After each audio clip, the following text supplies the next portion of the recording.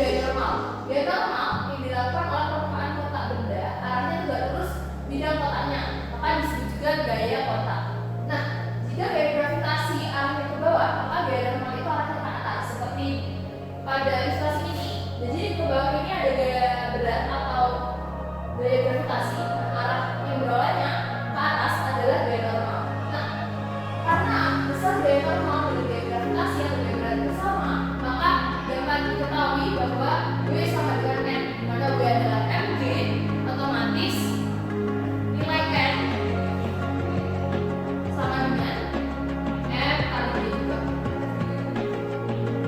Next. Nah, selanjutnya seperti yang tadi ada gaya berat. Jadi gaya berat adalah gaya yang bergerak pada benda atau gaya percepatan gravitasi bumi, atau ini juga disebut dengan gaya gravitasi. Arah yang berat adalah arah dari gaya gravitasi yaitu menuju ke pusat bumi.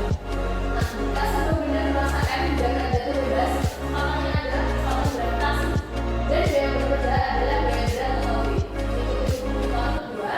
Maka nilai gaya berat dituliskan dengan W sama dengan M kali G karena arahnya ke bawah.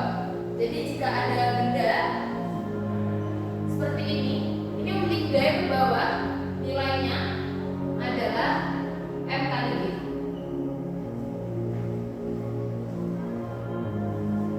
Next. Nah, selanjutnya ada gaya geser, di mana gaya geser ini ada dua, yaitu gaya geser statis dan gaya geser kinetis. Jadi gaya geser statis terjadi saat dua permukaan benda bersentuhan tentang dia satu sama lain. Nah, secara singkat, gaya geser statis itu gaya geser yang terjadi antara permukaan benda dengan lintasannya saat dia hingga mulai bergerak. Nah, dari pernyataan tersebut, karena gaya geser statis adalah geser yang hingga akan mulai bergerak, maka diketahui bahwa Fs atau gaya gesernya itu sama dengan gaya tariknya. Nah, tadi kan sudah diketahui bahwa gaya tariknya adalah Mv cos theta.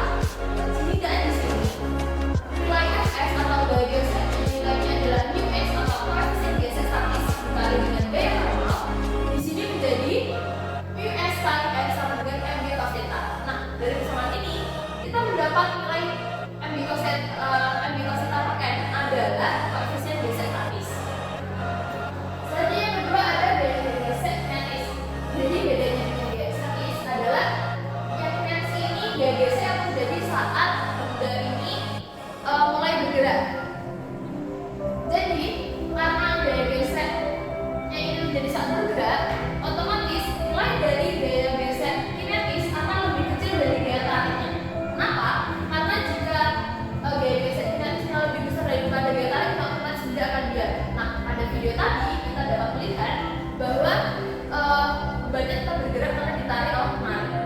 Jadi otomatis Fk lebih kecil dari F-nya. Nah, dari persamaan hukum Newton, sigma F sama dengan M kali A, sehingga kita tahu nilainya karena terjadi dua gaya, yang pertama gaya tarik dan gaya kinetis, maka gaya tariknya dikurangi gaya geser kinetis sama dengan M kali A.